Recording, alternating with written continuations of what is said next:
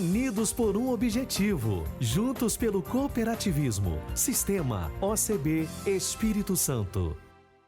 Invista no Sicoob. Saiba mais em cicobi.com.br/para todos.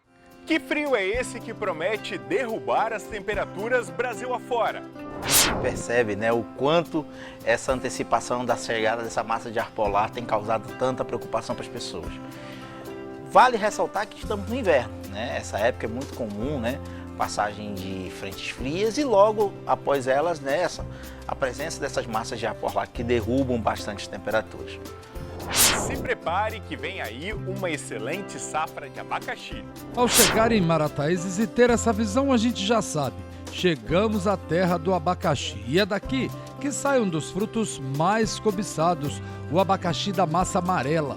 E como se diz uma velha propaganda, doce, doce feito mel. E hoje é dia da coluna Gestão e Liderança com a Roberta Cato. A empatia é a nossa capacidade, a nossa habilidade de se colocar no lugar do outro e experimentar e perceber o mundo com o olhar do outro.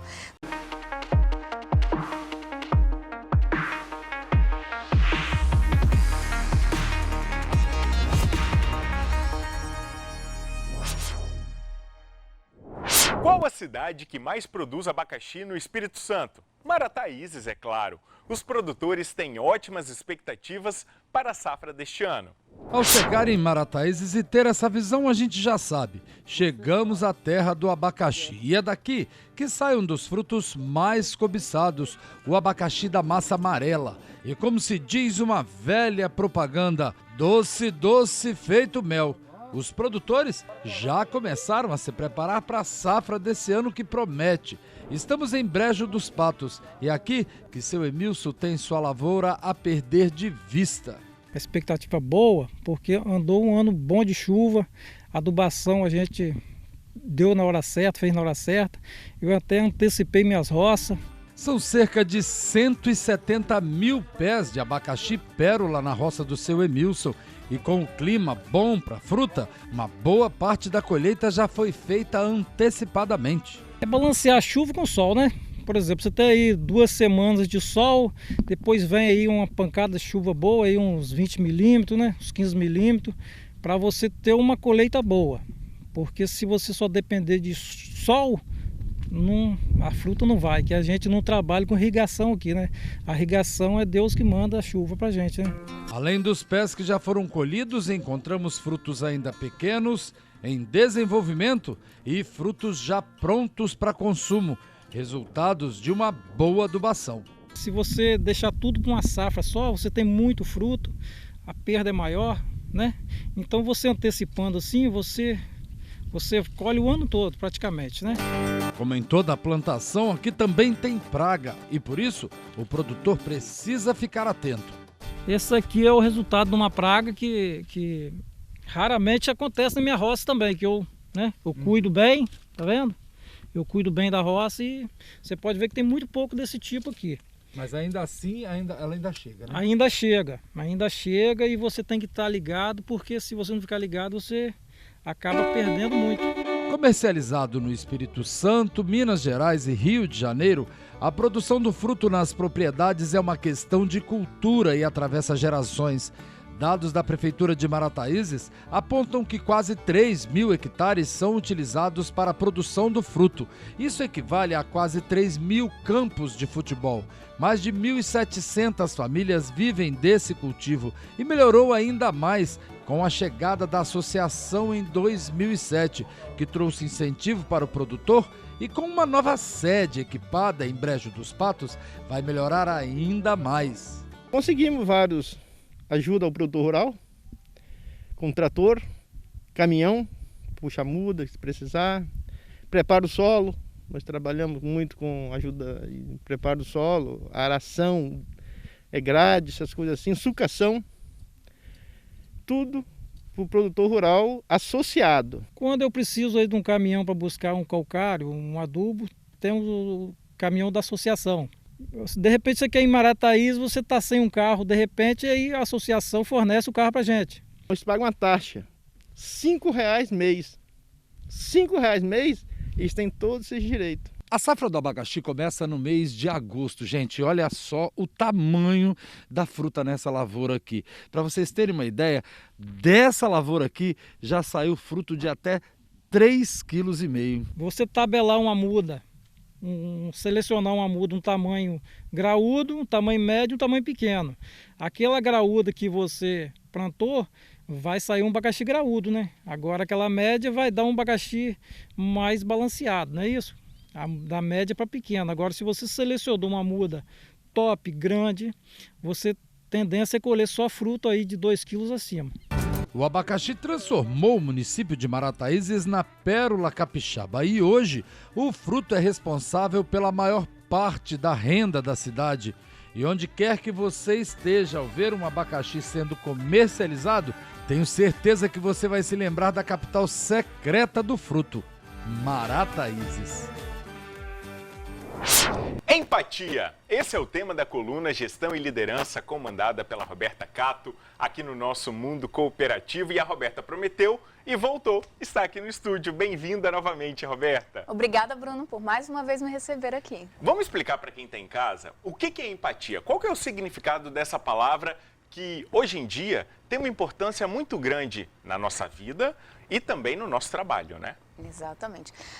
A empatia é a nossa capacidade, a nossa habilidade de se colocar no lugar do outro e experimentar e perceber o mundo com o olhar do outro, né? E aí já começa uma confusão que as pessoas costumam dizer, né? Empatia é desejar ao outro o que eu desejo para mim mesmo, e não é.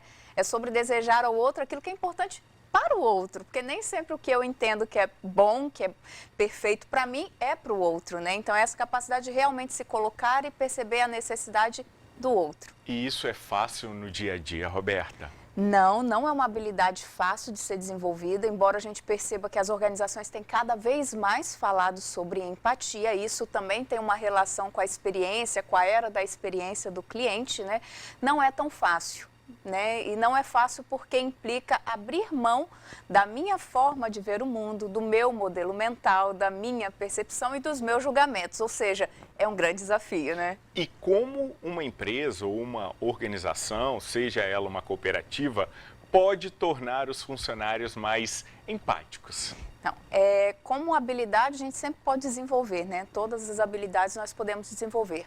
Então, o princípio é de não julgar, né? É tentar se colocar no lugar do outro, sem julgamento, sem percepções de valores pessoais. Então, aquilo que para mim é certo ou errado não pode ser visto dessa forma. No caso de empresa, o que nós fazemos normalmente é criar uma persona, né? Tentar entender aquele que nos compra, né? Ou compra os nossos serviços e o que para ele é mais importante, o que ele experimenta, o que ele, quando decide buscar a minha cooperativa, qual a expectativa que ele possui e aí sim, deste lugar, pensar o que nós estamos entregando é de fato o que ele precisa, é o que ele deseja? Uma empresa que não tem empatia, como torná-la uma empresa mais empática? Também é uma tarefa difícil? Sim, porque como nós estamos falando de organizações, e organizações são pessoas, né? Então, quando você começa a trazer lá para o colaborador e desenvolver essa habilidade entre os colaboradores, você começa a transformar uma organização numa organização mais empática.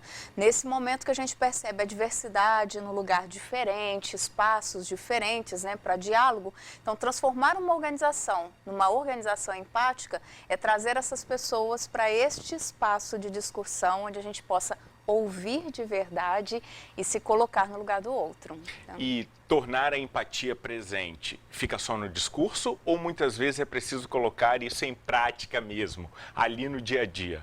Ela precisa ser colocada em prática. E diferente de outros discursos que podem ser, né, colocados só para inglês ver, a empatia não dá para fazer isso, porque no momento que você entra em contato, às vezes numa área de atendimento, quem está do outro lado atende e fala, olha, isso não é comigo, é com outro setor, ou isso não me diz respeito, já dá para perceber que aquela organização ela não é empática de verdade, ela pode até ter isso no discurso, mas na prática a gente percebe quando alguém nos atende e fala, olha, eu não sei a resposta, mas eu vou buscar saber, eu vou tentar te ajudar. É diferente. E existe treinamento específico para tornar os funcionários mais empáticos também? Sim, existem treinamentos, mas não é um encontro de 4 horas que vai mudar, né? Como a gente está falando de um processo de desenvolvimento de habilidades, o primeiro passo é sensibilizar as pessoas, né? E para isso algumas organizações, inclusive aqui em Vitória, já promovem o Dia da Empatia, um movimento, né? De fazer com que os colaboradores se coloquem... Existe dia? Dia da Empatia, que legal. Sim. Onde a gente faz com que os colaboradores possam vivenciar o dia de um outro colaborador e isso já muda o olhar e o julgamento, sabe? Aquela percepção de fulano fica ali sentado no computador, não sabe o que eu passo aqui na ponta e no momento que ele está ali, ele fala, olha, o desafio não é igual ao meu, mas é tão desafiador quanto o que eu faço. E isso promove uma empatia, depois tem os treinamentos, as capacitações e principalmente uma cobrança para que isso saia do papel. E essa troca de habilidades e de funcionários nas suas devidas funções, realmente dá certo? Dá certo. A percepção que nós temos é que as pessoas, depois que experimentam esse dia, eles passam a olhar para o outro com mais empatia. Então vamos fazer assim, será que se eu pegar o Rodrigo, que é o nosso cinegrafista de estúdio, botar ele na apresentação, vai dar certo? Eu pego a Larissa, que é a nossa diretora de TV, coloco ela como comentarista, eu vou lá pra cima fazer o corte e você vai pra câmera. Será que vai dar certo, Roberto? Acho que a gente podia tentar fazer um teste desse qualquer dia e gravar pra ver como vai ser? Eu acredito que daria muito certo e com certeza eu vou ter um olhar bem diferente. Não é? Porque a gente acha que só estar aqui, nossa, eles não imaginam como é que é o frio na barriga, mas ter esse olhar com todas as características e toda a qualidade que eles precisam também não deve ser nada fácil. Vamos fazer o seguinte, então, a gente vai pegar um cinegrafista, nós vamos fazer um teste aqui, vamos pegar um cinegrafista, vamos botar os dois nossos... pedras preciosas, né, que cuidam da imagem, eles vão vir para frente das câmeras e nós vamos comandar. Vamos ver se vai dar certo. É um desafio. É um desafio, é um desafio. Promessa é dívida, a gente está prometendo, não vai ser agora, mas a gente vai fazer. Roberta, mais uma vez, muito obrigado pela participação aqui no Mundo Cooperativo. É sempre muito bom esse aprendizado, essa nossa troca de experiência e também proporcionar para quem está em casa todo esse aprendizado que você tem e que você passa com tanta maestria para a gente. Obrigada pela oportunidade sempre. Volte mais vezes? Com certeza. Então, estaremos tá bom. aqui. Combinado. Intervalo rapidinho aqui no Mundo Cooperativo e nós voltamos já já.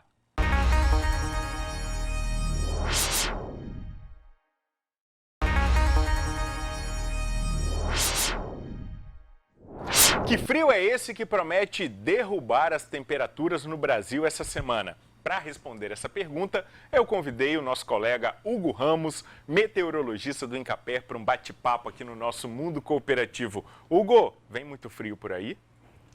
Então, né, a gente percebe, né, o quanto essa antecipação da chegada dessa massa de ar polar tem causado tanta preocupação para as pessoas. Vale ressaltar que estamos no inverno, né? Essa época é muito comum, né? Passagem de frentes frias e logo após elas, né, a presença dessas massas de ar polar que derrubam bastante as temperaturas. Já, né, na última segunda-feira ela tem atravessado já, né, pelo Brasil e ela está, né, se estabelecendo, derrubando as temperaturas lá nos estados da região sul primeiro. Existe uma expectativa lá com uma friagem muito mais severa, né, atingindo aí temperaturas baixas aí, de acordo com os serviços de meteorologia, tanto nacional como os locais, né, com temperaturas, né, mínimas, né, bastante baixas, alguns até aventando alguns recordes, né, de extensão de ano. E ao longo, né, dessa semana, na quarta, deve atingir aí o sul da região amazônica e na quinta-feira ela pode passar por aqui, né? Esse ar polar deve passar por aqui, mas se a gente estiver, né, observando essa cronologia da frente, essa frente ela não vai chegar com tanta intensidade, com tanta força como ela entrou no país aí, né, nessa segunda-feira. Ufa, até aliviou o coração agora, porque eu já estava preparando, limpando todos os casacos, já separando para poder tirar tudo do armário. Se bem que capixaba não precisa nem de muito frio para tirar casaco do armário, né, Hugo? Mas por que essa massa de ar polar ela é tão forte? Então, né, toda massa que, né, tem origem nos polos, ela ganha uma característica de temperatura e umidade, né, bastante comum. Ela tem a sua origem seca, né, lá no polo, e nessa época do ano, de acordo com a climatologia, ela é muito comum avançar, digamos assim, para as latitudes próximas do Equador, né? como a gente falou lá no começo do inverno, é a época do ano que a gente tem uma menor quantidade de energia, justamente, né, em função da ausência de massas de ar quente, né, nessas porções mais, digamos assim, limítrofes, né? Então o que acontece? Essas massas de ar polar, né, frias, elas avançam mais, né, um pouco mais, né, em direção à linha do Equador, o que causa muito. E essa massa, né, de acordo com as características delas, ela tem, né, sido observada, né, com grande potencial de frio.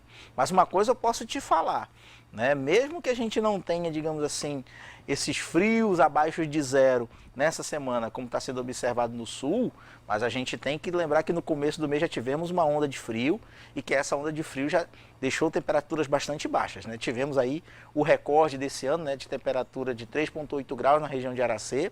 Aqui em Vitória tivemos, né, temperatura da ordem dos 14 graus e com certeza poderemos ter o mesmo padrão de frio que já tivemos no começo de mês. Hugo, é impressão minha ou está muito mais frequente essa onda de frio um pouco mais forte esse ano em relação a anos anteriores? Bem, se a gente for fazer, né, justamente esse resgate, né, dos últimos... Vamos falar dos últimos 5 anos, mas eu vou voltar mais um pouquinho, para o ano de 2014, né, um ano depois daquela chuva que tivemos aqui no Espírito Santo, e se instalou ali, né, aquele período de estiagem, né, aquela grande massa de ar quente seca posicionada no centro do Brasil, do Espírito Santo, né, que manteve aquela estiagem por tempos sucessivos. Essa massa de ar, ela teve essa função, primeiro, de esquentar as temperaturas e impedir justamente o avanço dessas massas de ar polar que avançavam pelo Brasil. Elas chegavam, né, ali na altura do sul do Brasil, quando chegava na divisa com São Paulo, ela ganhava o rumo do oceano e não esfriava o ar aqui, né, na região do Espírito Santo, né, parte do centro-oeste e do norte do Brasil.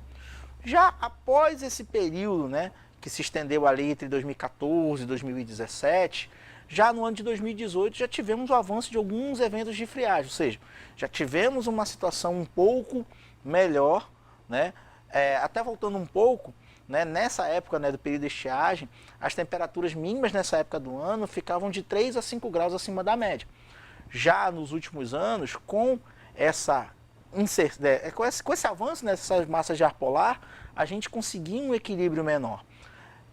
De acordo com levantamentos históricos da equipe de meteorologia do Incapé, nesse período tivemos aí temperaturas mínimas ainda um pouco acima da média, né, se a gente pegar dos anos de 2018 para cá, com exceção do mês de julho, né, que já tínhamos, né, penetração de ar mais frio, o que contribuiu para temperaturas, né, no final do mês com temperaturas abaixo da média, com exceção de 2020. Ali já tivemos, né, um inverno um pouco mais irregular. Mas nos últimos anos a gente tem sentido, sim, massas de ar mais frias, mais intensas, avançando pelo estado, que por um lado, ele volta com um padrão normal de inverno e por outro, né, causa preocupação aí para a população, né, principalmente pessoas mais vulneráveis aí para esse período de frio. A gente tem acompanhado aí ao longo da última semana um efeito desse inverno que é a geada. E a geada principalmente em áreas de produção de café. Basicamente nós estamos na época da colheita do café e isso tem prejudicado muito cafeicultores de todo o país. O que é a geada? Como ela é formada, Hugo? E por que ela causa essa destruição numa plantação como um cafezal, por exemplo? Vamos lá, né? A geada a gente tem que explicar ela de duas formas. Primeiro, ela ocorre justamente em função da pequena quantidade de umidade que fica próxima de uma superfície bastante resfriada. Essa umidade ela se condensa, se transforma em líquido e automaticamente, né, em função da baixa temperatura, ela se congela. Então essa geada que cobre a superfície das folhas, que a gente chama de geada branca, porque chega no período da manhã ela fica branquinha, então ela acaba, né, mantendo, digamos assim, uma cobertura, né, um pouco em cima da folha, e logo depois, quando o dia, né, amanhece com os raios de sol, ela acaba se derretendo. Essa geada ela é muito comum, né, nessa época do ano, mas também temos uma outra, né, que é muito mais perigosa, que a gente chama de geada negra, que ela faz o congelamento da seiva, né, que nem como se fosse o nosso sistema sanguíneo. Ela como se fosse sangue. Como se fosse sangue. Ela congela, né, internamente a seiva que mata a planta. Essa é a muito mais perigosa, tanto, né, que historicamente se fala da grande geada de 1975, que dizimou os cafezais paranaenses, né? No Espírito Santo não tivemos relatos de ocorrência de geada negra, mas geada branca é muito comum nessa época do ano. Então, né, o produtor rural, né, principalmente tanto do café como de outras culturas de inverno, eles têm que adotar medidas de proteção justamente, né, para poder não ter essa perda, digamos assim, tão expressiva. Agora, né, se a gente for levar em consideração o aumento da frequência, né, basicamente nesse ano, né, que a gente está aí na terceira onda de frio, né, bem estabelecida, né, os produtores justamente, né, em função já das épocas próximos à colheita, eles têm tido essa preocupação maior justamente para poder comprometer ali, né, o seu final, né, a sua entrega ali e não conseguir entregar, digamos assim, aquele produto, né, com o vigor que ele esperava. Mas o produtor ele tem que procurar, né, o trabalho dos serviços de assistência técnica e extensão rural para poder ter um cuidado maior aí, né, para a proteção dessa cultura em função das geadas. Hugo, alguma previsão de onda de frio pior do que essa que está para se aproximar aqui do nosso Espírito Santo? Se a gente for levar em consideração o prognóstico para o inverno, a gente já esperava, né, essa passagem frequente dessas massas de ar polar. Né, em função da tendência de normalidade, não tem nenhum fenômeno climático que cause, né, qualquer tipo de modificação do padrão climático. Então a gente ainda pode esperar alguma onda, né, no mês de agosto, né, a princípio, né, a gente está atualizando as previsões para a gente ter, né, um panorama maior do mês inteiro, mas no começo de agosto a gente pode ainda ter mais uma entrada de uma massa de ar. Por enquanto ela não está sendo tão intensa como essa que está passando por agora. Mas, né, no mês de agosto, já no mês de setembro, ela já começa, né, a diminuir as intensidades. Chega a primavera, né, e as coisas melhoram. Já né? começa a melhorar um pouquinho. Mas você já sabia que o Espírito Santo já teve medição de temperaturas negativas? É mesmo? Então, de acordo, né, com o levantamento da equipe de meteorologia do Incapé, registros apontam, né, principalmente ali na região de Aracém e Domingos Martins, lá pelos anos 60 a gente teve temperaturas de menos 1 grau, né, ali medido, né, na estação meteorológica lá. Esse evento se repetiu, né, ainda foi em julho de 63, dia 14 de julho de 63, foi a primeira observação, e depois já ainda teve 2 episódios em 63 e mais um em 67, que essas temperaturas alcançaram patamares negativos. Então, né, essa preocupação, digamos assim, com as baixas temperaturas, ela já vem de muito tempo. E se a gente for pensar mesmo, né, pessoas que vão lembrar dessa friagem são pessoas acima de 60, 70 anos de idade. Se a gente for levar a menor temperatura aqui em Vitória, foi de 10,3 graus em 1929. Só as pessoas centenárias que podem falar um pouco mais. Então, se a gente for levar, né, em consideração esses eventos de friagem, eles sempre são comuns nessa época do ano. Anos com mais intensidade e outros com menos intensidade. Hugo Ramos, meteorologista do Incapé, informação, cultura, curiosidade, você só encontra aqui no nosso Mundo Cooperativo. Obrigado, Hugo, pela presença aqui no programa. Em nome do Incapé, agradecemos a oportunidade. Se vocês quiserem saber essas informações, né, sobre o comportamento do clima e a previsão do tempo, é só acessar meteorologia.incapé.es.gov.br ou então a gente dá uma chegada aqui com o Bruno. Não é? Toda semana o Hugo está aqui conosco. Hugo, obrigado mais uma vez.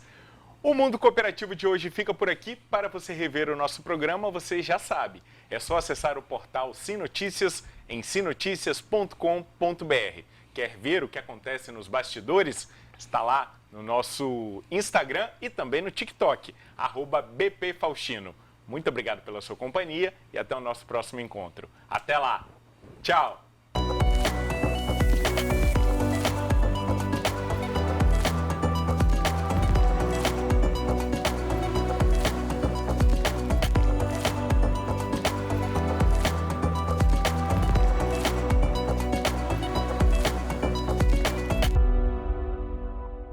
Invista no Sicoob. Saiba mais em sicoob.com.br/para todos.